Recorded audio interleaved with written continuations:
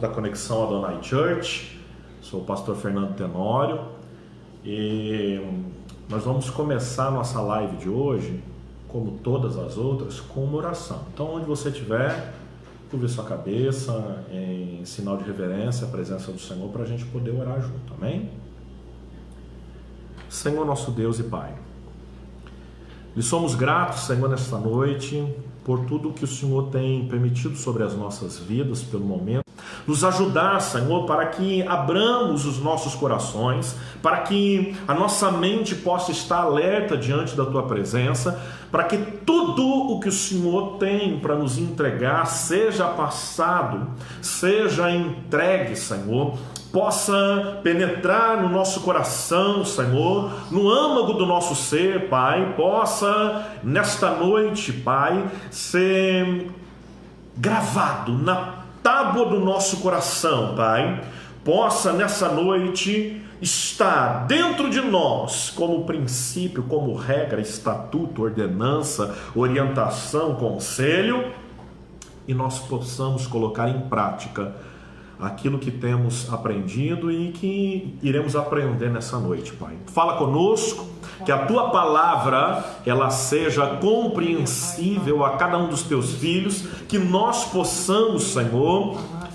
de forma clara, objetiva, transmitir a Tua vontade, Pai. E eu quero te pedir, Senhor, repreenda agora dos ares toda artimanha maligna que possa tentar impedir, reter, embargar, travar, bloquear, obstruir a Tua vitória de descer na vida dos Teus filhos, Senhor.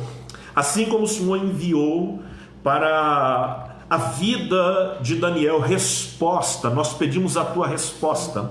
E assim como o Senhor permitiu, Pai, aquele impasse no mundo espiritual, mas enviou o Teu arcanjo para que Gabriel pudesse descer e entregar a mensagem a Daniel. Senhor, que o Senhor venha desfazer agora todo impedimento, Pai, seja de trono, soberania, domínio, potestade, anjo, arcanjo, serafim, querubim caído, seja lá o que for, Pai, seja demônio, entidade, seja o que for, Pai, em nome de Jesus, desfaça toda essa artimanha do mundo espiritual para que nós possamos receber as Tuas respostas, Pai, porque a Tua palavra diz que o Senhor é aquele que acolhe as orações, Pai, e eu creio que nesta noite o Senhor está respondendo orações. Então, Senhor, derrama sobre nós, Pai.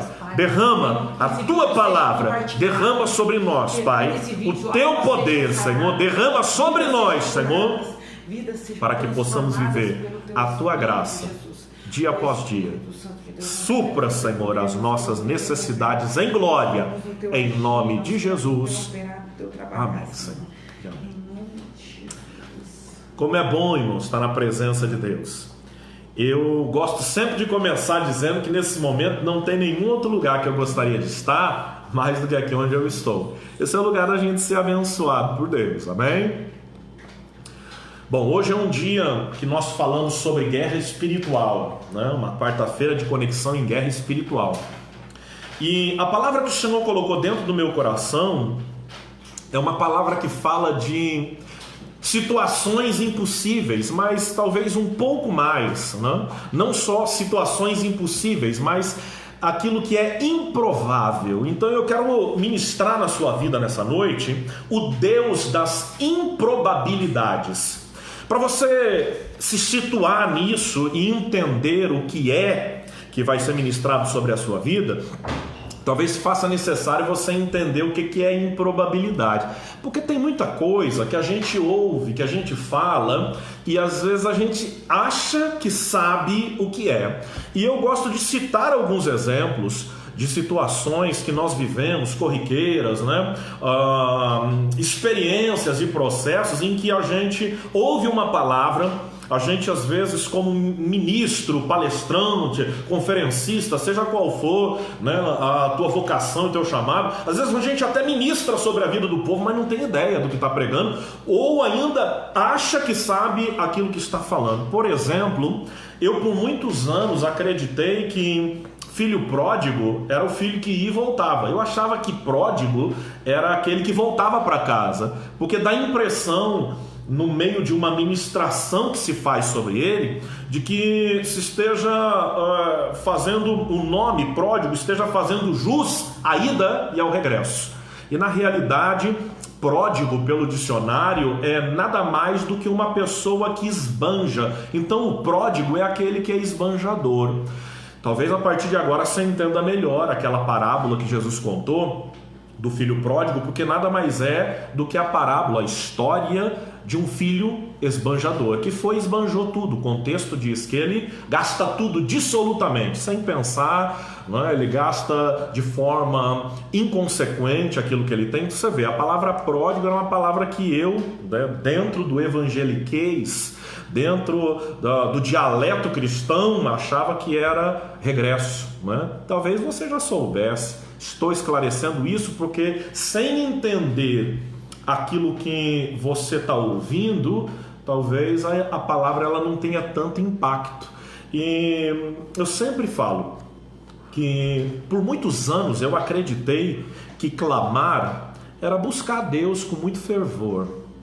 E uma vez eu recebi uma palavra no monte, em oração, por conta de um pedido que eu fiz a Deus. E a palavra que veio foi Jeremias 33, verso de número 3, que é conhecidíssimo, né, por nós cristãos e até mesmo por um novo convertido. É uma passagem que nós aprendemos e sabemos de cor até, né? Que diz: clama a mim e responder-te-ei e anunciar-te-ei coisas grandes e firmes, ou coisas grandes e ocultas que não sabes.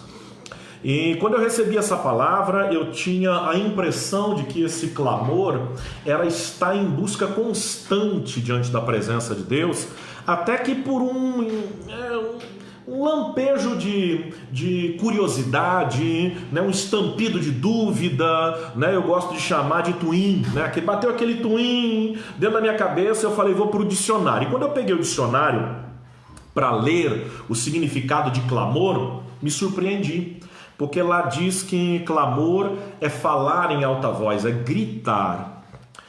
É bem verdade que é óbvio que muitas pessoas não entendam esse contexto do gritar. Eu não estou aqui para falar contra ou a favor de nenhuma de cristianismo ou de nenhum modelo de pregação. Não estou aqui para falar contra ou a favor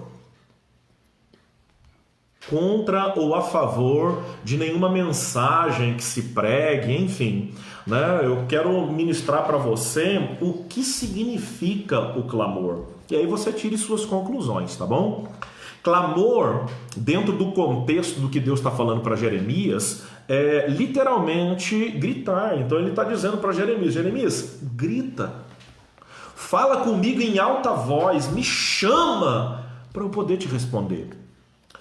Eu já ouvi muito que Deus não é surdo e concordo com isso. Agora, por que Deus ministraria essa mensagem? Porque o próprio Deus diria para Jeremias: olha, grita. Porque tem momentos da nossa vida que o grito não é necessariamente para chamar a atenção de Deus, mas é colocar para fora de forma veemente, de forma intensa, aquilo que está preocupando o nosso coração. Quantas vezes você não gritou com alguém, né? E gritou de forma errada até? Quantas vezes você não falou em alta voz para alguém alguma coisa? Você vê que eu vou falando baixinho, mas tem hora que a minha voz ela se exalta um pouco.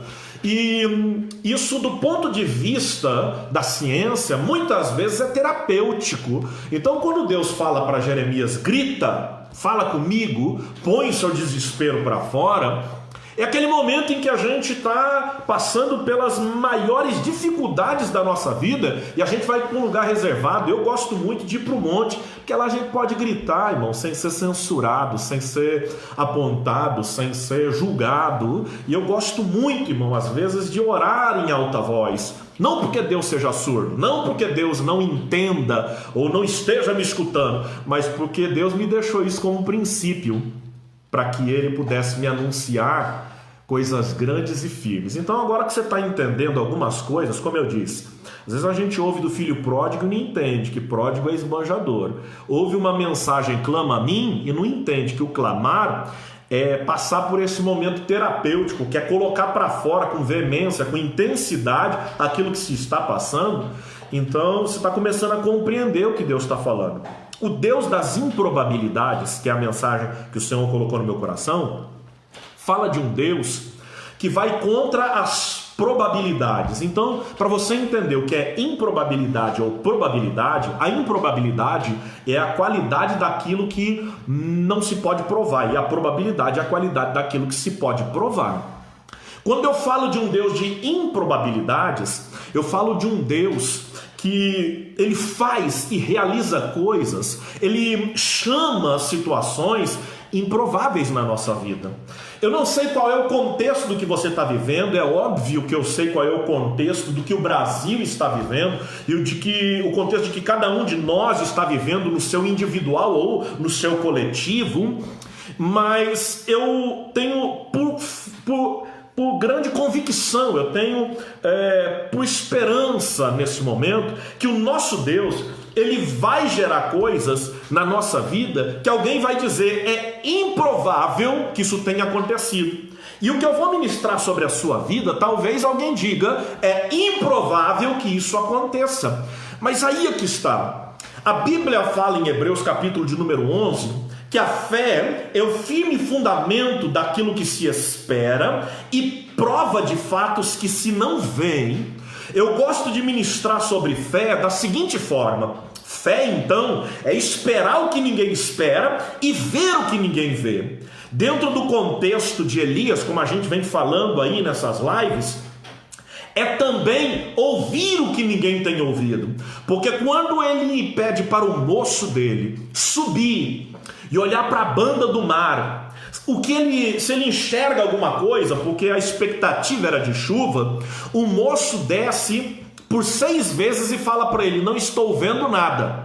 Elias não se move do seu lugar. Deixa eu te falar uma coisa: mesmo que alguém não esteja vendo nada, mesmo que alguém não esteja percebendo nada, aquele que disse que vai fazer alguma coisa é o Deus da improbabilidade, é o Deus daquilo que tem a qualidade do que se não pode provar. Ou seja, para você receber algo da parte de Deus, você vai ter que conviver com o fato de que muito do que ele faz é improvável, não se pode provar ou ainda comprovar. Agora escuta isso: na 7ª vez aquele menino desce, aquele moço de Elias desce e fala para ele: vejo ao longe uma nuvem do tamanho da palma da mão de um homem. Elias olha para aquele moço e eu acho interessante, irmão, porque nós, por mais que digamos que tenhamos fé, que temos fé, a gente precisa às vezes ver alguma coisa. Nós vemos a situação que nós estamos passando e a gente diz assim: Deus não está fazendo nada, porque a gente não está vendo nada.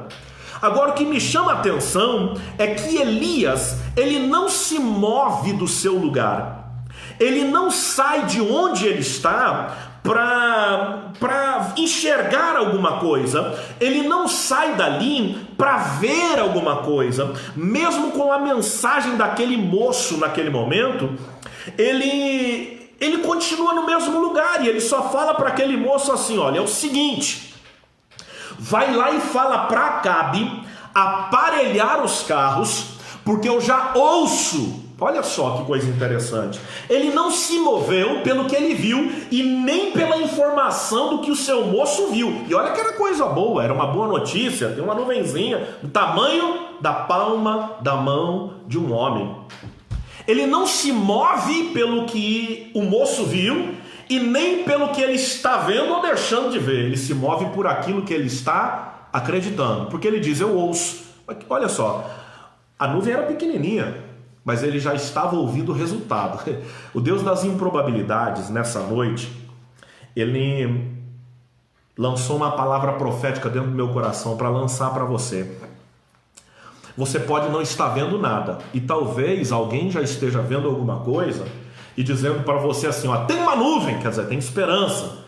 Mas o que vai te mover não é aquilo que você vê, porque Deus vai te fazer ouvir resultados e enxergar resultados no mundo espiritual que ainda não estão acontecendo. Isso é demonstrar fé. Esperar o que ninguém espera, ver o que ninguém vê, ouvir o que ninguém ouve, e em alguns casos até sentir o cheiro de que ninguém está sentindo. Sentir, né? Ou seja, ter a impressão tátil daquilo que ninguém está tendo. Porque talvez você esteja aí falando: olha, eu estou sentindo que vai acontecer coisa boa. Eu estou sentindo que tem boa notícia, e ninguém está sentindo nada. Então você tem que ser movido por aquilo que você acredita e não por aquilo que as pessoas estão falando. Bom, tendo já te dado essa introdução, e agora eu acredito que você está começando a entender o que Deus está falando, olha só. O Deus das improbabilidades, ele agiu na vida de um homem, e eu selecionei aqui algumas referências para a gente falar sobre improbabilidade. Uma delas é Gênesis capítulo de número 30. Então ele agiu na vida de um homem que você conhece muito bem. O nome dele é Jacó.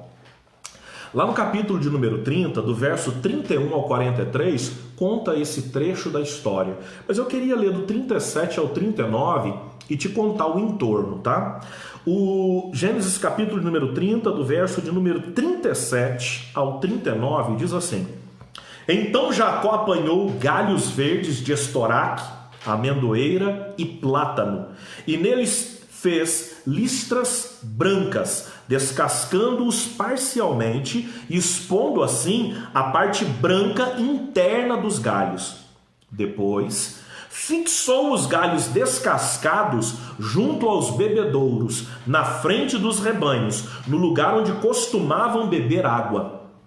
Na época que os animais costumavam acasalar, os animais vinham beber e cruzavam diante dos galhos, gerando filhotes listrados, salpicados, manchados, pintados e malhados. Agora deixa eu te contar essa história para você entender o que é improbabilidade.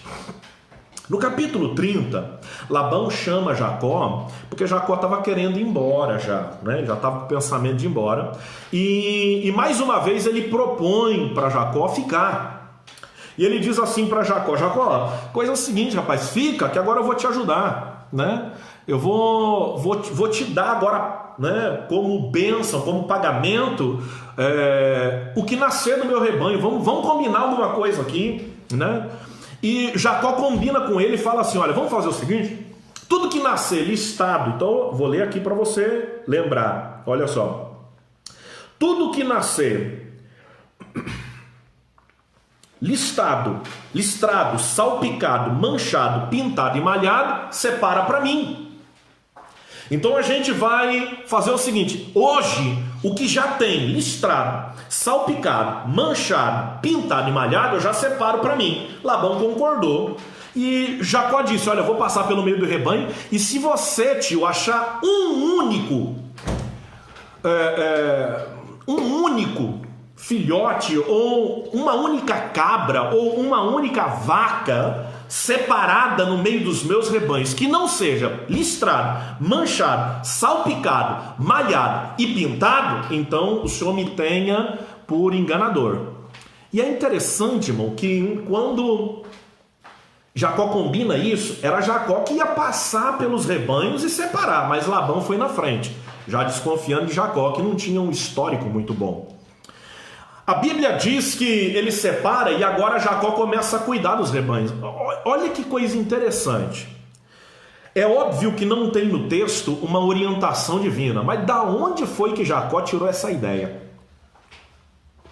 de pegar galho? E eu quero que alguém, né, fale para mim de ciência para comprovar isso hoje, e diga para mim que a ciência comprovava isso lá atrás. Que colocar galho com partes internas aparecendo, as brancas, parte interna aparecendo, né, em composição com a casca externa, então ali escuro e branco, que isso de alguma forma influencie na pele de um bezerro ou de uma ovelha quando está nascendo, de um cabrito, seja lá o que for. Agora presta atenção nisso. De onde Jacó tira a ideia de uma coisa tão improvável? Agora você está começando a entender. E aquilo, irmão, é interessante que ele coloca na frente daquelas manjedouras, daqueles bebedouros, e no tempo em que o gado, as ovelhas, eles iam gerar, o gado miúdo, o gado grande de corte de leite ia gerar, eles vinham para frente dessa manjedoura e observavam aqueles galhos ali de plátano, de amendoeira, e eles ficavam ali olhando. Da onde tem, irmão, uma explicação de que isso possa gerar filhotes manchado, salpicado, malhado, pintado e listrado? Da onde isso é provável, irmão? Agora presta atenção nisso. Todas as vezes que ele colocava no tempo em que esse gado ia acasalar, os filhotes que nasciam era justamente esse. Quando o gado ele percebia que estava forte, ele ia lá e colocava. Quando o gado estava aparentemente fraco ou doente, ele não colocava. Dessa forma, o rebanho dele cresceu e muito. Agora olha só, vamos continuar o contexto dessa palavra, mas ali no livro do Gênesis também, é claro, no capítulo 31, do verso de número 8 ao verso de número 13. E olha só que coisa interessante. Cada vez que ele prometia, isso é Labão agora, né? Porque você vê que no capítulo 30 não tinha essa conversa. Mas aí quando Labão percebeu que estava nascendo muito, listrado, salpicado, manchado, pintado e malhado, ele começou a mudar as promessas. Aí olha só, verso 8 do capítulo 31. Cada vez que ele prometia, as crias com mancha serão teu salário, todas as fêmeas pariam filhotes manchados. Cada vez que ele afirmava, agora os filhotes que nasceram com listras serão o teu pagamento, todos os rebanhos geravam filhote listrado. Ele colocava os mesmos galhos naquele lugar. Portanto, foi dessa maneira que Deus tirou os rebanhos de vosso pai e os deu a mim. E isso quem está falando é Jacó para os seus primos, que estão questionando a sua honestidade, que estão questionando a sua justiça, questionando a sua verdade diante do pai dele, dizendo que ele foi, um picareta, por assim se dizer, ele foi malandro no que ele se comprometeu com Labão. Mas ele está dizendo que quem prometia era o seu pai. Mas todas as vezes que seu pai, então esse é o contexto, a gente já vai ler até o 13, para você começar a entender as improbabilidades. Todas as vezes que o seu pai dizia, vai ser os manchados, os seus, nascia manchado. Seu pai dizia, vão ser os listrados, vinham os listrados. O que ele está querendo dizer? Olha, quem mudava de opinião sobre era o seu pai. Ele estava tentando me prejudicar, não eu a ele. Mas todas as vezes que ele mudava de ideia com relação a isso, Deus fazia, isso não está no contexto, não aqui no começo, mas Deus fazia com que as crias nascessem da forma como ele prometeu. Deixa eu te falar uma coisa, o Deus das improbabilidades, ele vai entrar na sua vida, porque existem promessas, irmão, que foram feitas para você. Talvez você esteja vivendo um momento que as pessoas estão te prometendo muitas coisas, e a gente está vivendo uma situação em que as pessoas falam assim, olha, vou fazer isso, daqui a pouco ela muda, fala, vou fazer isso, olha, se acontecer isso eu faço aquilo, se aquilo outro acontecer eu faço aquilo outro, e a pessoa está ali mudando as coisas que estão se comprometendo, ou que se comprometeu com você. Entenda uma coisa, cada vez que ele mudar, Deus vai gerar algo improvável para abençoar a tua vida. Sabe por quê? Porque Deus está sondando aquilo que está acontecendo dentro da tua casa, na tua família, no meio das tuas situações, no processo que você está vivendo. Então entenda algo, Deus vai gerar situações em que alguém vai dizer, isso é improvável, e esse Deus, que é um Deus de improbabilidade, vai entrar, irmão, para fazer coisas que você nem imagina que ele vai fazer. Agora olha a continuação do texto. Ora, aconteceu que no tempo em que os animais entram no cio, ergui os olhos e vi em sonho os bebês que cobriam as fêmeas, eram listrados, malhados e mosqueados. O anjo de Deus me chamou em sonho. É por isso que eu entendo, irmão, que mesmo sem esse contexto no 30, quem foi que falou com ele, deu orientação e disse, faça isso, foi Deus. Ele diz assim, ó, o anjo de Deus me chamou em sonho: Jacó. Ao que eu prontamente respondi: eis-me aqui. Então ele me revelou: ergue os teus olhos e vê. Todos os machos que fecundam o rebanho têm listras, são salpicados ou malhados, pois eu tenho observado tudo o que Labão está fazendo. Eu sou o Deus que te apareceu em Betel, onde dedicaste uma coluna de pedra em meu louvor e me fizeste um voto. Agora, portanto, levanta-te, sai dessa terra e retorna à tua terra natal. Deixa eu te falar uma coisa. Deus, ele aparece para Jacó e diz assim: eu estou vendo tudo que está acontecendo com você, meu filho. Eu estou vendo as injustiças que você está sofrendo. Eu estou vendo os processos que você está vivendo. Eu estou vendo a dificuldade que você está passando. Eu estou vendo as promessas que estão vindo. Irmão, essas promessas pode ser de governo, pode ser de parente, pode ser de patrão, pode ser de amigo, pode ser de líder, pode ser de membro para aqueles que dirigem a igreja, pode ser de quem for, irmão. Não entenda, pelo amor de Deus, esse momento não é um momento de desabafo, meu querido, é um momento de palavra profética. Eu não sei o que você está vivendo, mas Deus, ele está sondando todas as coisas que estão sendo propostas para você. E deixa eu te falar uma coisa: alguém pode ter lhe prometido algo e voltou atrás. Deus vai fazer com que haja improbabilidade para gerar probabilidade para abençoar a tua vida. Então, no meio das tuas improbabilidades, Deus vai entrar para gerar aquilo que é improvável, que seja provável para te abençoar. Olha só o que Deus está te dizendo.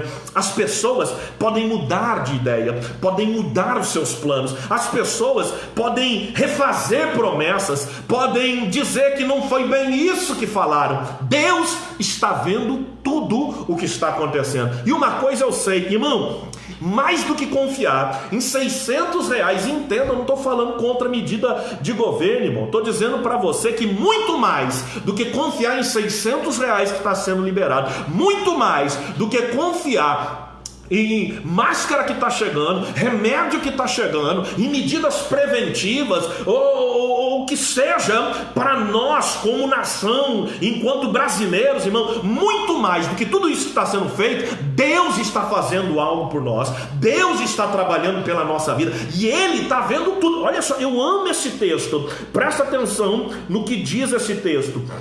Verso de número 13: eu sou o Deus que te apareceu em Betel, onde dedicaste uma coluna de pedra em meu louvor e me fizeste um voto. Agora, portanto, levanta-te, sai dessa terra e retorna à tua terra natal. Veja bem, eu recebo às vezes contato de pessoas, eu converso com pessoas quando Deus nos direciona. Pessoas que estão entrando em desespero, porque às vezes estão trabalhando num lugar, estão recebendo promessa, e esses patrões estão mudando o que falaram, e as pessoas que estão à volta estão tentando prejudicar. Irmão, entenda isso em nome de Jesus de uma vez por todas.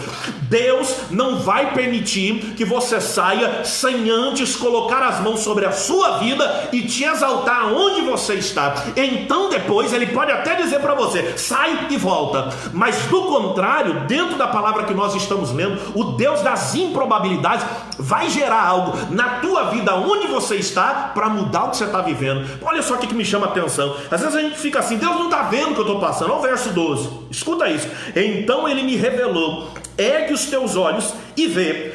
Todos os machos que fecundam, isso é o anjo do Senhor falando para ele. Todos os machos que fecundam o rebanho têm listras, são salpicados ou malhados, pois eu tenho observado tudo o que Labão está te fazendo. Te está fazendo. Sabe o que Deus está dizendo? Eu estou observando. Acalma, fica tranquilo, toma posição. Lembra a mensagem da live de domingo? Fica parado no sentido de esperar. Mas quando ele diz toma posição, antes ele está dizendo para você: olha, não saia do seu lugar, continue aonde você está, porque essa multidão que está vindo, esse processo, essa dificuldade não pode te tirar do lugar que você está. Escuta isso, irmão, o Deus das improbabilidades está sondando aquilo que está acontecendo, e tem uma coisa: Ele vai gerar coisas improváveis na tua vida, para que coisas prováveis possam abençoar a tua vida. Deixa eu continuar essa mensagem, olha só. Coisas improváveis. Abre tua Bíblia aí, Êxodo capítulo de número 7. Olha só o que diz esse texto, mas esse texto para mim é muito forte. Verso de número 10, Êxodo 7:10. Assim Moisés e Arão foram a Faraó e fizeram tudo como Yahvé lhes havia mandado. Lançou Arão o seu cajado diante de Faraó e perante seus conselheiros, e o cajado virou uma serpente. Olha que coisa interessante. O Faraó, contudo, mandou chamar os sábios e feiticeiros da corte, e também os magos do Egito reproduziram. Eu gosto dessa tradução, irmão, só para você saber a tradução que a gente está usando aqui, King James atualizada. Escuta isso. E também os magos do Egito reproduziram o mesmo fenômeno por meio das suas ciências ocultas. Olha o verso de número 12, aliás. Cada um deles jogou ao chão um bordão, e estes se transformaram em cobras. Mesma coisa que Arão com o cajado de Moisés fez. Olha só. Mas o cajado de Arão devorou os bordões dele, as serpentes que haviam se transformado. Deixa eu te falar uma coisa, meu querido. Eu não sei o que você está vivendo, mas olha só o que é improbabilidade, irmão. Improbabilidade é uma vara, um cajado ser jogado no chão e virar serpente. Aí alguém diz assim, olha, é realmente e de fato uma improbabilidade. Aí Faraó chama os magos dele, e o texto diz que eles reproduziram o mesmo fenômeno. Escuta isso, irmão, que agora vai ficar forte esse negócio. Tem gente dizendo para você, isso aí que você fez não é improvável não, isso aí que você está vivendo não é improvável não, olha só, reproduz o mesmo fenômeno. Quando eu leio essa palavra, eu não consigo deixar de pensar, irmão, em pessoas que estão passando aí por dificuldade em cada empresa, em cada trabalho, naquilo que fazem no seu dia a dia, sejam profissionais liberais, autônomos, carteira registrada, contrato, sei lá. Se você está vivendo aí alguma situação e a pessoa ela olha e fala, nossa, isso parece realmente improvável. Você foi lá e fez alguma coisa que alguém que está vendo deve ter dito, só pode ter sido Deus, porque não tinha jeito de resolver isso. Aí chega outro e resolve, reproduz o mesmo fenômeno. Agora, você sabe o que é interessante disso tudo? O mais improvável aconteceu. A Bíblia diz que o cajado de Moisés, que naquele momento é uma serpente, engole aquelas serpentes dos magos, que eram seus cajados. Deixa eu te falar uma coisa, meu querido. Tem gente achando que pode reproduzir feitos grandiosos que Deus faz, e pode até por arte oculta conseguir. Deixa eu te falar uma coisa, irmão. Nós estamos em quarta de guerra espiritual. A gente fica, às vezes, tentando ser um pouco ameno no que a gente vai falar e usar uma forma um pouco mais culta. Deixa eu te explicar uma coisa, querido. Deus, Ele está sondando, primeira palavra, tudo que está acontecendo. Segunda mensagem. Tem gente, meu querido, que trabalha com arte oculta, e você está entendendo o que é, né? Que faz trabalhos e etc. para conquistar as coisas e reproduziu fenômenos iguais aos que Deus realizou na tua vida. Agora olha só o que diz o texto. A vara, o cajado, o bordão de Moisés, que havia se transformado em serpente, engoliu os outros. Deixa eu te lançar uma palavra profética. Deus está dizendo que no teu trabalho as pessoas podem, através de situações ocultas, artes ocultas, magia negra, seja lá o que for, reproduzir os resultados que você havia dado. Mas Deus está dizendo que este é um mês que, em toda essa dificuldade, o teu resultado vai engolir o resultado do seu inimigo, porque o Deus das improbabilidades está gerando algo provável para poder abençoar a tua vida. Escutou isso? Deixa eu continuar. Ame esse negócio de improbabilidade. Abre sua Bíblia em Êxodo, capítulo de número 15, verso de número 23. Êxodo 15, verso de número 23. Oh glória! Ao verso 25 diz assim: todavia, quando chegaram a Mara, não lhes foi possível beber da água dali, porquanto era amarga. Esse é o motivo pelo qual esse lugar passou a ser chamado Mara. Então o povo começou a reclamar a Moisés, inquirindo: que havemos de beber? Moisés clamou ao Senhor. Olha a palavra clamar aqui, eu gosto dessa palavra. Clamar é gritar, tá? Começou a berrar: Senhor, socorre a gente. Olha só, clamou ao Senhor, e ele, o Senhor, indicou um arbusto. Olha o improvável, irmão. Moisés o pegou e o lançou sobre as águas, e estas tornaram-se boas para beber. Foi em Mara que Yahvé entregou aos israelitas leis e ordenanças, e submeteu à prova a obediência deles ao Senhor. Escuta isso. Eu acho interessante, mano. Acabamos de falar, Deus das improbabilidades. Varas que trouxeram resultado de rebanho, salpicado, listado, manchado, malhado e pintado. Nós falamos da vara de Moisés, o cajado de Moisés que virou cobra e ainda engoliu como serpente as serpentes dos magos de Faraó. Agora olha só, um ramo, um arbusto que transforma água amarga em água potável. Irmãos, se isso não é improbabilidade, eu não sei o que é. Alguém me diz como que isso pode? Deixa eu te falar uma coisa. Quem orientou, por isso eu acredito, irmão, piamente, que quem orientou Jacó a pegar aqueles galhos e cortar, em faixas e colocar, foi Deus. Porque quem orientou Moisés a pegar um determinado arbusto e lançar ali foi Deus. E ele pega aquele arbusto, lança, e a água amarga passou a ser água consumível, diz o texto. A água que era amarga tornou-se boa para beber, água potável. Deixa eu te falar uma coisa. Eu não sei aonde você está pisando nesse momento. Eu não sei o que você está pisando, o que você está vivendo nesse momento, aí onde você está pisando, nessa circunstância, nessa situação, nesse processo, nessa dificuldade. Mas a palavra profética que Deus colocou no meu coração para liberar sobre a sua vida é que Ele vai te orientar as medidas que você deve tomar, mas tenha um entendimento sobre isso. Talvez, e muito provavelmente, o que ele vai dizer para você fazer é algo, irmão, improvável. É algo que não tem cabimento, sem nexo, sem pé nem cabeça. Talvez nesse momento você viva uma das maiores experiências de Deus na tua vida, que é ouvir a voz do Espírito Santo e ele dizer para você: faça isso. Você fala: mas peraí, isso aqui não vai resolver aquilo. Água amarga, arbusto, qual a conexão? Irmão, vamos falar de coisa científica? Pelo amor de Deus, alguém me fala que árvore que tem o poder de transformar uma água amarga em água potável, só de tocar nessa água. Deixa eu te falar uma coisa, é o Deus da improbabilidade que vai te orientar a tomar determinadas decisões, qual a direção seguir, aonde ir, o que pegar. E alguém vai olhar e vai dizer assim: ué, mas o problema não é água amarga? O que você está fazendo com esse arbusto na mão? Deixa eu te falar uma coisa. Deixa eu falar, meu querido. A gente às vezes fica movido pelas coisas que as pessoas falam. A gente fica às vezes, travado, né? Nem movido, travado por causa do que as pessoas falam. A gente estava ali acreditando: ó, Deus liberou uma palavra sobre a minha vida nessa quarta-feira, Deus da improbabilidade. Aí Deus vai lá e fala alguma coisa, você não faz? Irmão, entenda isso de uma vez por todas. Deus, olha o texto aqui, final do texto, do verso 25.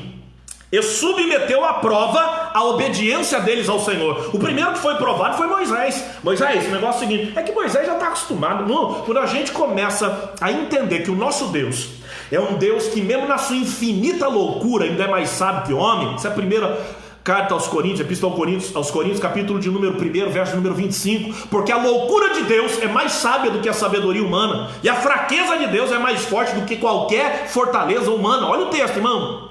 Deus, na sua infinita loucura, vai te dar uma orientação, que essa orientação vai gerar na tua vida resultado. Irmão, eu não sei porquê, mas essa palavra não sai do meu coração, não sai da minha mente. Resultado. Tem gente que está conectado nessa live, que está vivendo um momento que não está vivendo resultados, e Deus está dizendo: Ele vai te orientar e você vai gerar resultado.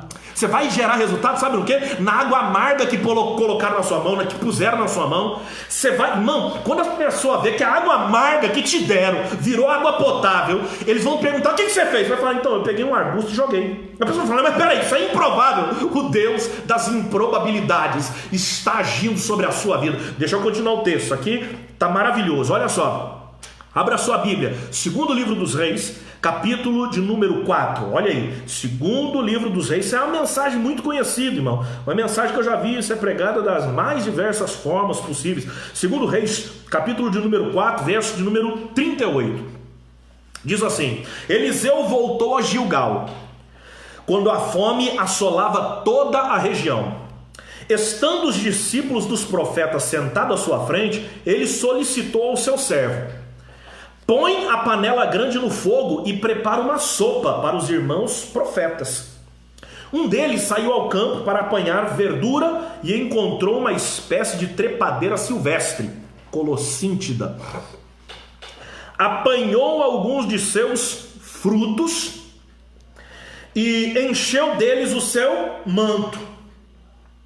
Assim que retornou, cortou-os em pedaços e colocou-os no caldeirão do ensopado, embora ninguém soubesse o que era. O ensopado foi servido aos homens, mas logo que provaram, gritaram: ó homem de Deus, a morte na panela! E não conseguiram mais comer. Entretanto, Eliseu ordenou: trazei farinha. Ele a despejou na panela e orientou: servi aos homens para que possam se alimentar em paz. E já não havia mais qualquer perigo naquele caldeirão. Ô irmão, a gente sabe que quando alguém fica envenenado, você corre até em casa de ração e tem carvão ativado para um animalzinho, por exemplo, que está envenenado, come alguma coisa, ou é envenenado propositalmente. Mas nesse tempo a gente vê, e eu estava lendo muita coisa sobre isso. Hoje, praticamente, no final do dia que eu estava preparando essa mensagem, eu comecei a ler alguma coisa, e eu me dediquei, eu acabei investindo. Eu detesto falar gastando e perdendo, investindo o meu tempo muito nesse negócio dessa farinha. E eu vi muita gente falar muita coisa. Vi até um pastor, que a esposa dele é agrônoma, falando a respeito disso, as propriedades da farinha. Mas existe um dado interessante, que é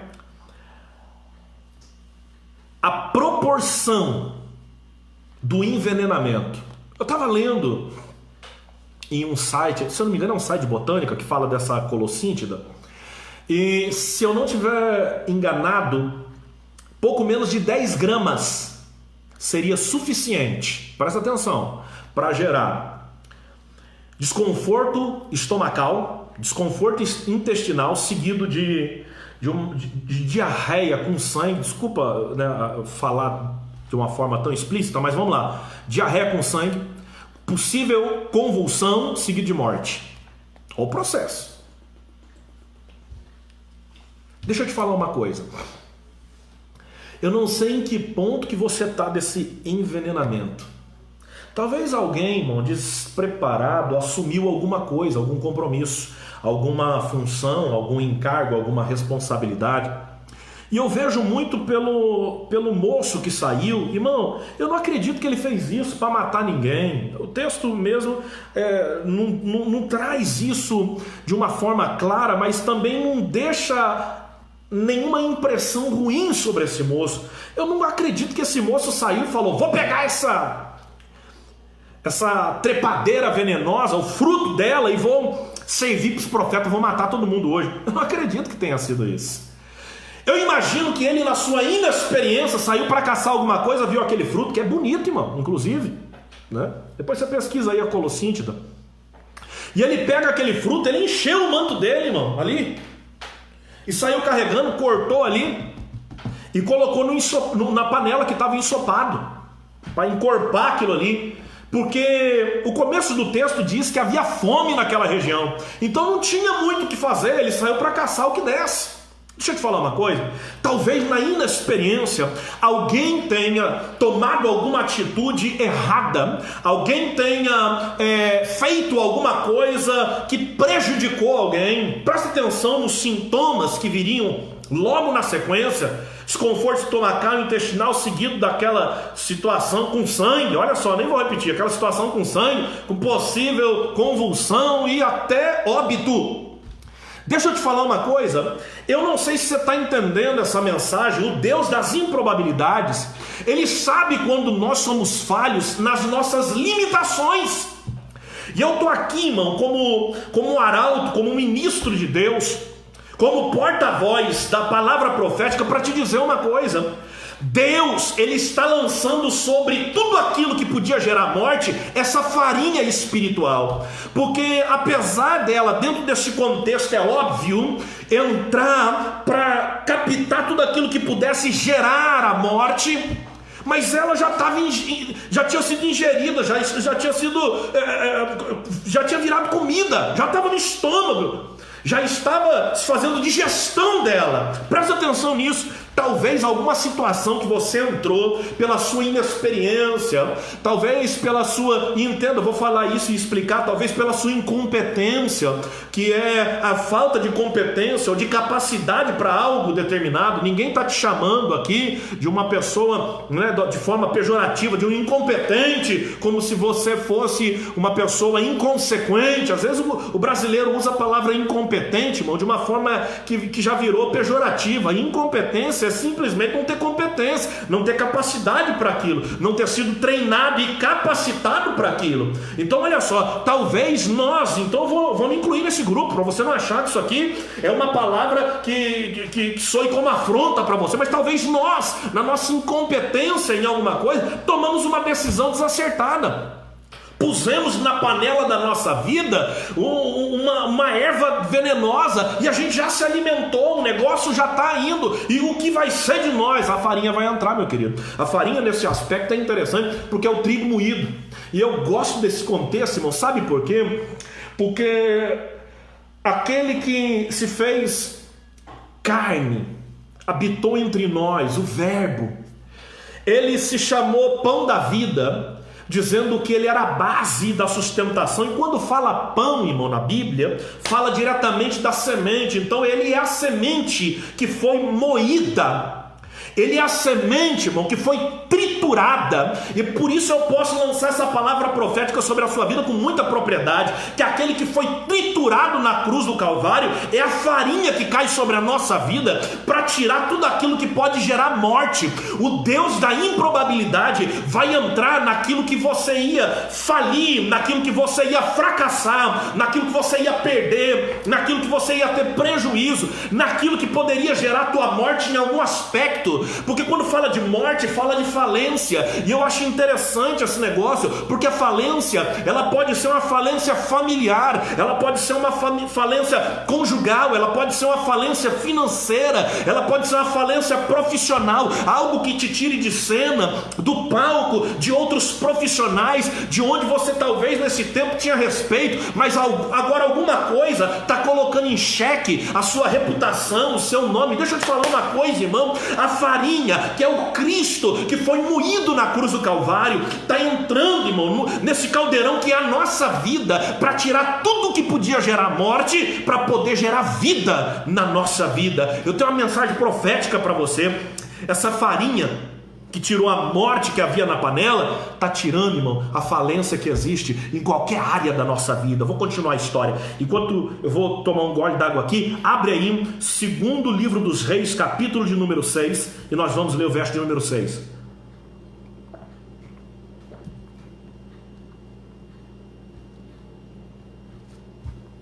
Olha o que diz o texto. Ao que o homem de Deus indagou: onde caiu o machado? E imediatamente outro servo lhe apontou o lugar. Então Eliseu cortou um galho e o jogou na direção indicada, na água, ó, fazendo o ferro do machado subir à tona. Não veio devagarzinho não, irmão, veio com tudo, e flutuar sobre as águas. Lembra dessa história? O começo dela diz que Um dos filhos dos profetas, um aluno, um aprendiz, pois aprendizes nessa época se chamavam filhos de profeta, ele chega para Eliseu e fala assim: Eliseu, o negócio aqui tá complicado, hein? A escola cresceu em número, mas não em tamanho, apertou, né? Nós estamos aqui numa situação de estreito sobre a nossa vida.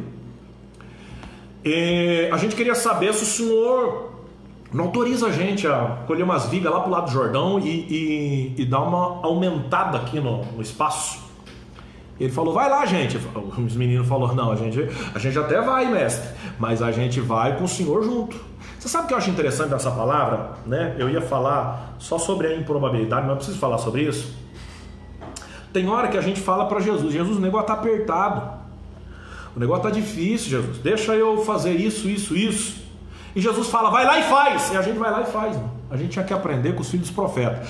Ó, Jesus, eu vou, hein? Mas se o senhor não for comigo... Lembra de Moisés falando: Senhor, se o senhor não for com a gente, não nos faça subir desse lugar. Porque você sabe o que Deus falou? Moisés, eu não estou gostando desse povo, eu estou com meu coração já arrependido. Por mim eu matava todo mundo, ficava só você, eu te introduzia você e sua família, né, na terra prometida, né? Então eu vou fazer o seguinte: não vou abandonar vocês não, vou mandar meu anjo na frente de vocês. Ele falou: anjo?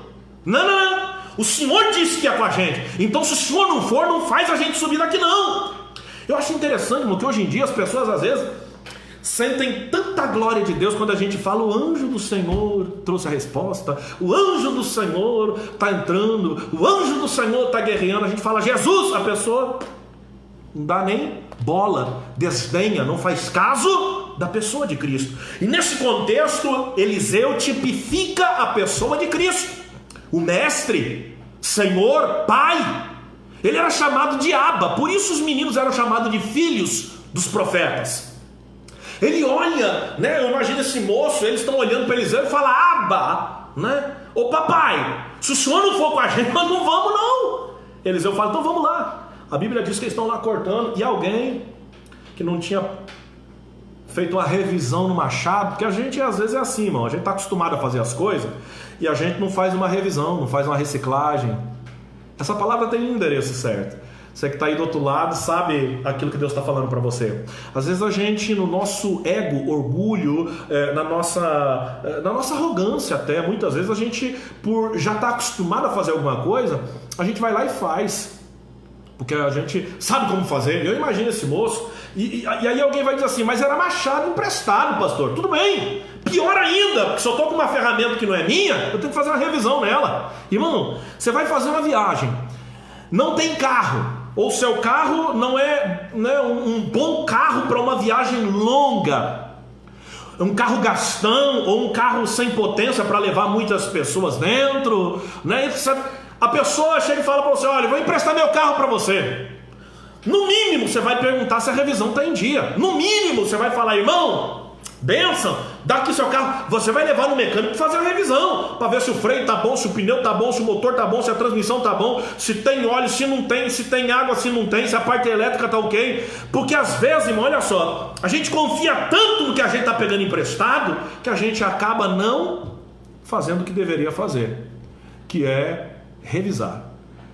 Esse contexto, irmão, eu podia explorar ele e abrir muito mais do que isso. Às vezes a gente, como profissional, está acostumado a fazer determinadas coisas e acabamos por não reciclar o nosso saber, por não reciclar aquilo que nós aprendemos, o nosso aprendizado. A gente tem por hábito, irmão, não crescer mais. Isso é um risco muito grande, porque às vezes o tempo danifica aquilo que é a nossa ferramenta. Então a gente tem que estar constantemente reciclando, a gente tem que estar constantemente, irmão, se aprimorando. As pessoas às vezes começam a estudar a palavra de Deus e elas estagnam em um determinado ponto. Oséias, ele falou: olha, conheçamos o Senhor e prossigamos em conhecê-lo. Quer dizer, olha, se aprendeu alguma coisa, cresce. Continue estudando, aprimora o seu entendimento. Pessoa um profissional, você foi lá, fez um curso, irmão, deu oportunidade, já faz um outro, cresce, irmão. Porque existem pessoas que elas estão estagnadas em diversos contextos e patamares de vida, em diversos âmbitos da sua própria vida. E esse homem talvez pega ali, né? Ele é um lenhador, pelo que parece, no mínimo, que sabe o que está fazendo. Agora, se ele não é, e a gente vai agora seguir uma outra linha de entendimento, se ele não é um lenhador experiente, então ele esqueceu de fazer o básico, que é ser humilde o suficiente para dizer, não sei como fazer. Alguém sabe aqui como é que é o negócio do machado aqui? Porque não é só dar pancada. Irmão, deixa eu te falar uma coisa. Adorar a Deus não é só cantar. Pregar a palavra não é só falar. Dentro da sua profissão, você sabe o que Deus está falando. Dentro da sua vocação, você sabe o que Deus está falando. Porque tem gente que tem concepções a respeito das coisas e ele não muda, não cresce. Ele trava ali naquele ponto. Irmão, a gente tem muito a aprender nessa vida e a gente morre vivendo aprendizados gigantescos. Uma vez eu estava no templo sede de uma congregação, de uma igreja aqui de São José dos Campos. E no final daquela reunião, que foi uma reunião com obreiros, o pastor presidente pediu para um presbítero, eu não me lembro se era um presbítero agora ou um pastor, mas um obreiro já de idade avançadíssima. Ele tinha acho que quase 90 anos e ele foi fazer oração. E era um sábado e ele foi anunciar, ele aproveitou e falou, pastor, o senhor me permite anunciar a escola dominical? E o pastor falou para ele, o pastor presidente, pode anunciar. Ele falou, irmãos, amanhã tem escola bíblica dominical. Não fique em casa dormindo, venha aprender mais da palavra de Deus. E ele disse assim, muita gente quando eu chego aqui, ou quando eu estou aqui, ou quando conversa comigo, fala para mim assim, ele contando, por que o senhor nessa idade ainda vem para a escola bíblica dominical? Por que o senhor com tanto tempo de ministério, tanto tempo de crente, de cristão, ainda vem para a escola dominical? O senhor não tem mais nada a aprender? E ele disse assim, olha, da fonte que eu bebo, primeiro que eu não me canso, e segundo, é uma fonte inesgotável. Todas as vezes que eu chego aqui, eu aprendo algo novo na presença de Deus. Deixa eu te falar uma coisa, agora eu tenho que voltar para a palavra, para a gente concluir o entendimento. Talvez aquele homem não tenha se submetido, não tenha se humilhado, não tenha sido humilde o suficiente para dizer, eu não sei o que fazer com esse machado, gente, é só bater. E por conta da sua inexperiência, aquele machado sai voando, e ele grita, ai meu senhor, era emprestado. Ele está falando isso para Eliseu. Agora olha só o tamanho do prejuízo, porque irmão, hoje em dia, fosse hoje, se sou eu usando um machado para cortar uma árvore, que nem pode, irmão, pelo amor de Deus, não estamos aqui falando para cortar árvore não, hein? Mas vamos lá, né? Fosse eu hoje em dia, num terreno aí, em algum lugar, cortando uma árvore com um machado, machado sai voando e cai na água, não, eu volto para São José dos Campos, ou se eu estou aqui, vou na Sodimac, vou na Leroy Merlin, não estou fazendo propaganda a ninguém não, irmão, vou lá na Telha Norte, vou em algum desses lugares e compro outro machado. Mas naquela época, irmão, era uma ferramenta raríssima, era algo, irmão, que poucos tinham. Agora olha só, o homem de Deus vem com toda a calma, porque você sabe o que é interessante, irmão? É aqui que eu vejo a diferença de um aluno e de um mestre. Tem muita gente, irmão, que acha que está em posição de ser mestre, mas se apavora com qualquer coisa. Acha que já conhece muito da palavra do Senhor, já conhece muito de cristianismo, acha que tem muito entendimento das coisas de Deus, mas não pode dar nenhum problema. Entramos na pandemia agora. Já está aí surtando dentro de casa. O que vai ser? O que vai acontecer? É nessa hora que o machado cai na água, ou seja, que a gente vê a falência acontecer, é que a gente identifica quem é menino e quem é homem. É nessa hora que a gente vê quem são as mocinhas e quem são as mulheres de Deus. Porque a mocinha vai botar a mão na cabeça e vai falar, ai meu Deus, ai meu Deus. A mulher de Deus vai falar, aonde foi que caiu? O menino vai falar, me socorre, me socorre. O homem de Deus vai falar, aonde foi que caiu? O que aconteceu? Deixa eu te falar uma coisa, meu querido, escuta isso. A Bíblia diz que o homem de Deus pergunta, aonde caiu? Outro servo, diz o texto, aponta, foi aqui, ó. O que Eliseu fez? Pulou lá na água igual um maluco, né? Nadou de braçada lá para baixo para pegar. Não. Eu imagino o velhinho virando as costas, porque ele já tem idade avançada, saindo pro outro lado. E alguém falando assim, o Eliseu pirou. Eu falei para ele que o problema está aqui. Aonde ele está indo? Irmão, se Eliseu tipifica a pessoa de Cristo, tem hora que a gente pede alguma coisa e fala: Jesus, me socorre, o problema está aqui, caiu aqui. E a gente olha e parece que Jesus está indo para o outro lado. E você fica assim: ué, o negócio não está lá não, gente, o negócio está aqui, ó. Jesus está indo para o outro lado lá. Ô Jesus, não sei se o senhor entendeu, mas caiu foi aqui. Deixa eu te explicar uma coisa. Eliseu, ele se afasta. O texto diz que ele pega um galho. Olha a improbabilidade, irmão. Madeira que cai na água e faz ferro flutuar. Irmão, se você não está entendendo a mensagem dessa noite, agora é hora de você abrir a sua mente, do Espírito entrar e te fazer entender uma coisa: nada aqui faz sentido, nada aqui bate. Sabe por quê? Porque teoricamente aquele galho deveria flutuar, porque a densidade molecular de madeira, a densidade molecular de folha, de flor, normalmente é menor do que a densidade molecular da água. Isso é ciência, irmão. Aquele galho deveria cair na água e boiar. Agora olha só, contrariou a ciência, porque o galho afundou. Agora a ciência se contrariou ainda mais, porque o ferro, cuja densidade molecular é maior do que a densidade molecular da água, ao invés de continuar no fundo, eu imagino o galho descendo e o ferro subindo. Deixa eu te falar uma coisa, irmão. Eu não sei se você está entendendo o que Deus está fazendo, mas Deus está dizendo que Ele vai fazer coisa que deveria subir, descer, e coisa que estava lá embaixo subir. Eu não sei se você compreendeu a improbabilidade, mas Deus está gerando coisas improváveis. Deus está chamando coisas improváveis para gerar prováveis, para abençoar a tua vida. Deixa eu continuar aqui, irmão. Abre sua Bíblia, 1 Samuel, capítulo de número 17. Essa é uma das histórias mais conhecidas da Bíblia. 1 Samuel, capítulo de número 17, verso de número 40. E só para te posicionar, é a história de Golias e Davi. Golias está lá mais de 30 dias, né, insultando, afrontando o exército de Israel. Davi chega lá, né, pequenininho, franzino, ruivo, né, e vê aquela cena, um monte de homem, todo barbado, soldado, tudo acuado, e um gigante gritando: manda o herói de vocês, nós vamos ter uma guerra aqui, fazer um mano a mano. Se eu ganhar, Israel serve a gente como escravo. Se o teu herói ganhar, nós te servimos, vos serviremos como escravos. Davi olha aqui e fala: e aí, gente, ninguém vai se manifestar não? Irmão, tem gigante que se levanta contra a nossa vida, que põe medo até em homem grande. Saul estava lá no palácio, que deveria estar lá na frente da guerra. Escuta isso. O texto diz que Davi desce o vale. Irmão, de novo, uma mensagem que fala de vale. Nós falamos sobre vale essa semana que passou. Agora olha só.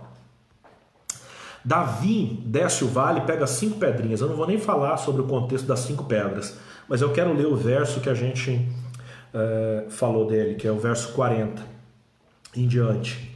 Em seguida, Davi tomou na mão o seu cajado, escolheu no riacho 5 pedras bem lisas e as colocou no seu bornal de pastor, isso é, uma espécie de sacola, um alforje.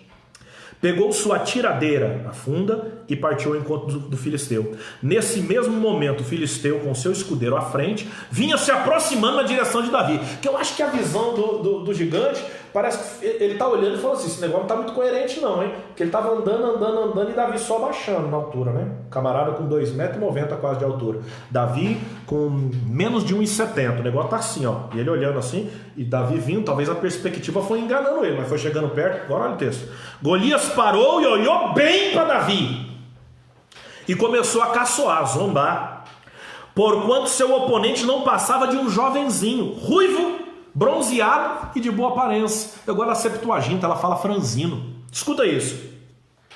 Então esbravejou Golias a Davi: sou por acaso um cão, para que venhas ter comigo com um pedaço de madeira? Ele tinha um cajado de pastor. E o filisteu amaldiçoou Davi pelos seus deuses. Disse mais o filisteu a Davi: vem cá, e darei a tua carne às aves do céu e às feras do campo. Contudo, Davi retrucou ao filisteu: tu vens contra mim com espada, lança e escudo pontiagudo. Eu, no entanto, venho a ti em nome do Senhor dos exércitos, o Deus de Israel, que tu desafiaste. Hoje mesmo Yahvé te entregará nas minhas mãos, e eu te ferirei, e te deceparei a cabeça, e darei o teu corpo e os cadáveres darei o teu corpo e os cadáveres do exército dos filisteus, as aves do céu e os animais selvagens.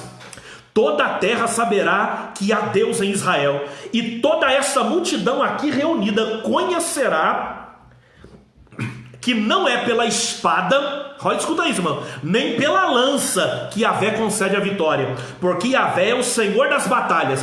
Ele vos entregará em nossas mãos. Então, logo que o filisteu partiu e avançou em direção a Davi, este saiu das suas linhas e correu ao encontro. Davi não fugiu, irmão. Está entendendo o texto? Ele está chegando, o filisteu olha para ele e fala assim: eu sou cachorro agora para você me espantar com um pedaço de pau? Davi fala para ele: você vem contra mim com espada, com lança e com escudo pontiagudo. Eu, porém, venho contra ti em nome do Senhor dos Exércitos, o Deus de Israel, a quem tu tem afrontado. Agora escuta só. Quando ele sai correndo, irmão, o filisteu, nós estamos nesse versículo, ele sai correndo na direção de Davi. Davi faz o quê? Vem correndo na direção do gigante. Irmão, eu não sei se você está entendendo. O Deus das improbabilidades vai te tirar esse teu espírito de covardia, que qualquer filisteu, qualquer gigante, qualquer leão, urso que se levanta, você corre para o outro lado, mas você correr na direção do confronto. Escuta isso. Davi levou a mão ao seu alforje e apanhou rapidamente uma pedra. Convicção, hein? Uma pedra que lançou por meio de sua atiradeira a funda e atingiu o filisteu na testa, de tal modo que ela ficou encravada e ele tombou, dando com o rosto no chão. Desse modo, Davi venceu o temido guerreiro filisteu com uma atiradeira e uma pedra de riacho. Sem espada na mão, derrubou o grande filisteu e o matou. Então Davi correu, pôs o pé sobre o filisteu, apanhou-lhe a espada, tirou-a da bainha e encravou no filisteu, e com ela decepou-lhe a cabeça. Assim que os filisteus se deram conta do que havia acontecido e confirmaram que a morte do seu guerreiro, fugiram em disparada. Deixa eu te falar uma coisa. Uma funda, uma tiradeira e uma pedra, irmão, isso é improvável demais. Derrubar um gigante de 2,90 m de altura. Você sabe o que me chama a atenção? Fosse o impacto, ele cairia para trás. Mas nessa hora eu vejo o nosso Deus dizendo: vai lá, ô Davi, você é o improvável. E eu vou te falar uma coisa, meu querido. Deus não vai só gerar improbabilidades, gerar o improvável. Você é o improvável na presença de Deus. É aquilo que alguém olha e diz: não é possível, não vai conseguir, não vai dar, não vai ser, não vai acontecer. E Deus está dizendo: é de você que eu vou fazer o povo receber uma grande vitória. É você que eu vou usar para abençoar os meus filhos. Foi você que eu escolhi para ser a minha maior improbabilidade, ou ainda a maior improbabilidade nas minhas mãos. Deixa eu continuar esse texto, irmão. Eu quero encerrar esse texto, essa passagem.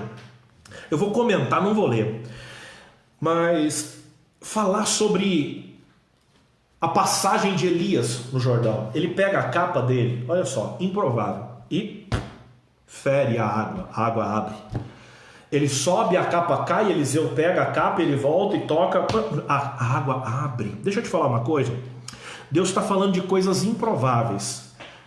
Deus está ministrando sobre a nossa vida improbabilidades.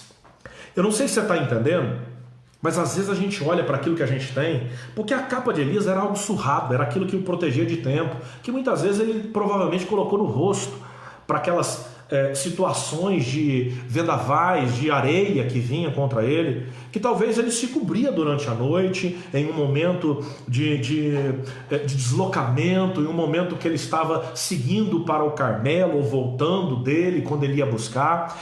Aquela capa surradinha, daquele jeito, que era o que ele tinha, era o pouco que ele tinha, foi o que ele tocou naquele rio. Eu não quero nem entrar em contexto mais profundo nisso, mas te dizer, irmão, é o improvável que está na sua mão, que vai abrir esse rio de dificuldade que está na sua frente. É o improvável que você está vendo aí, falando assim: pô, isso aqui já é surrado, não tem jeito, isso aqui não vai dar. Não é isso exatamente que Deus vai usar. E eu quero terminar, irmão, essa live de hoje falando para você de um dos maiores improváveis que eu vi no Velho Testamento. Leia aí comigo, segundo livro dos Reis, capítulo de número 8. Você conhece essa história, tenho certeza. Verso de número 1 em diante. Eliseu havia prevenido a mãe do menino, que Eliseu 8, perdão, referência está errada aqui, mas desculpa. Ele, 2 Reis, capítulo de número 4, verso número 1. Certo dia, a esposa de um dos discípulos dos profetas suplicou a Eliseu, dizendo: teu servo, meu marido, morreu, e bem sabes o quanto teu servo amava com zelo a Yahvé.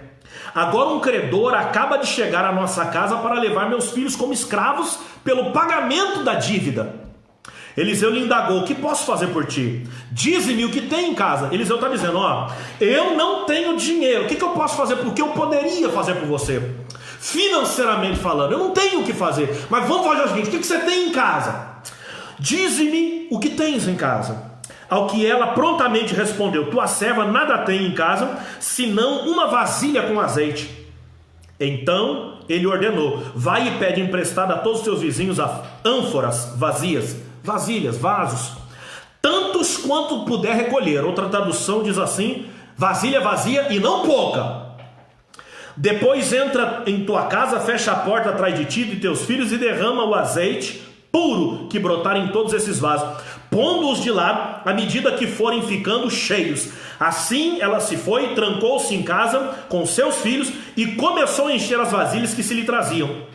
Quando todas as ânforas estavam cheias, a mulher pediu a um dos filhos: traze mais uma vasilha. Ao que ele replicou: não há mais nenhuma vazia. Então aquele azeite parou de correr. Em seguida ela saiu, contou tudo o que se passara ao homem de Deus, que lhe orientou, dizendo: pois agora vai, vende esse óleo puro, paga todas as tuas dívidas e viverás em paz, tu e teus filhos, do que restar dessa venda. Irmão, eu encerro essa live de hoje te dizendo o seguinte: na vida dessa mulher, um pouquinho de azeite que ela tinha em casa, e agora você está entendendo, olha a improbabilidade, não só gerou a quitação de débitos, mas um pouquinho de azeite gerou pensão vitalícia. Eu queria até entrar, irmão, no mais profundo dessa palavra. E a gente que é pentecostal gosta de pregar sobre unção derramada, esse tipo de coisa. Mas eu quero falar para você de algo um pouco mais simples, que é a improbabilidade. O que me chama mais atenção nesse texto é que a mulher já podia ter tomado atitude. Os filhos já deveriam ter falado: mãe, eu sei o que fazer. Agora tá fácil, mãe, vamos vender o azeite, a gente devolve as vasilhas e vamos ter dinheiro para pagar a dívida. Mas ela deve ter falado assim: não, eu fui pedir socorro para o homem de Deus. Eliseu mais uma vez tipifica a pessoa de Deus. Ele me disse o que fazer, mas agora eu quero que ele confirme que é isso que eu tenho que fazer, e o que ele disser para mim eu vou fazer. Não tem isso no texto, mas eu imagino esse contexto. Ela chega lá e fala: Eliseu, fiz tudo que o Senhor mandou. É a gente, irmão, recebendo uma direção de Deus, as coisas chegando para a nossa vida, recurso chegando, e aí a gente entra na presença de Deus e fala assim: Senhor, eu sei o que fazer, mas o que é para eu fazer? Você está entendendo o que Deus está falando? Eu quero, antes de concluir essa mensagem, vou fazer uma oração por você. Curva a sua cabeça aí. Senhor, meu Deus e meu Pai, eu não sei o que teu filho está vivendo, Pai, e talvez esse momento seja um momento de escassez e quase um momento de esgotamento, e para alguns já estão vivendo esse esgotamento, Pai. Eu não sei o que é que está acontecendo, mas eu sei de uma coisa, Pai: o Senhor nessa noite vai gerar recurso daquilo que nós temos, que é mínimo, porque a tua palavra diz lá, Senhor, em Isaías capítulo de número 60, verso de número 22, que o menor virá a ser 1000 e o mínimo uma nação poderosa. O Senhor disse que faria isso prontamente a seu tempo, ou seja, na hora propícia, no momento oportuno, o Senhor ia fazer isso com toda certeza.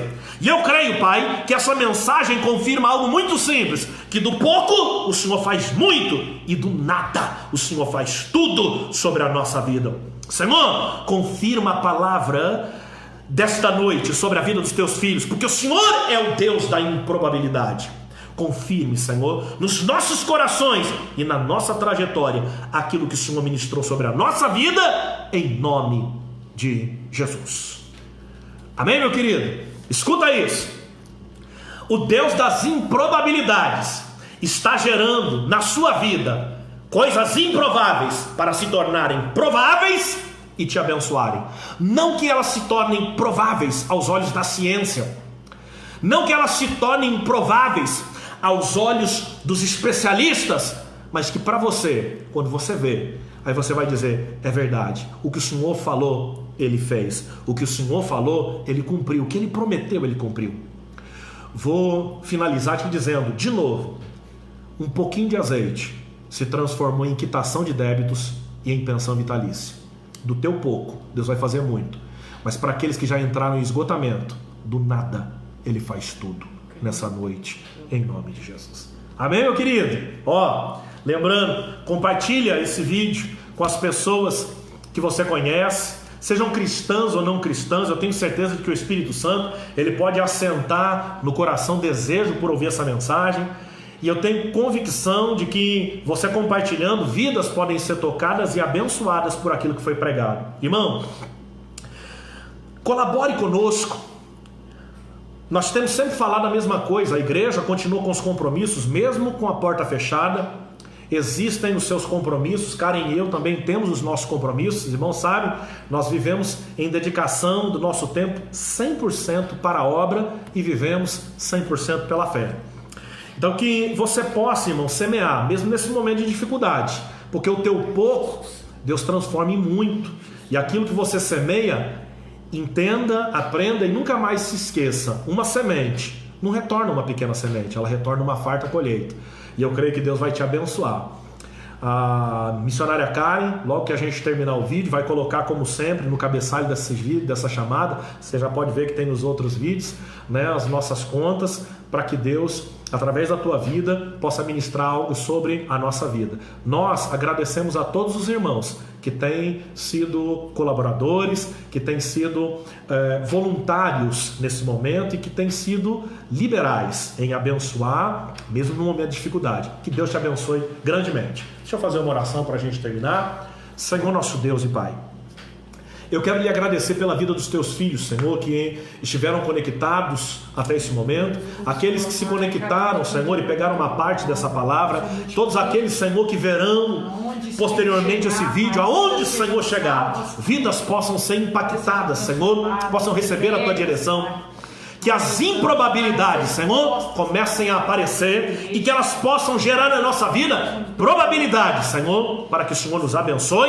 em todo o tempo. Esse é o meu pedido. E por isso, Pai, já lhe agradeço. Em nome de Jesus. Amém. Estenda as suas mãos em posição de receber. Que o Senhor te abençoe e te guarde. Que o Senhor faça resplandecer o seu rosto sobre ti e te agracie. Que o Senhor sobre ti levante o seu rosto e te dê a paz. Em nome de Jesus, amém. Deus te abençoe, meus queridos. Até a próxima live, em nome de Jesus. Fique na paz de Deus.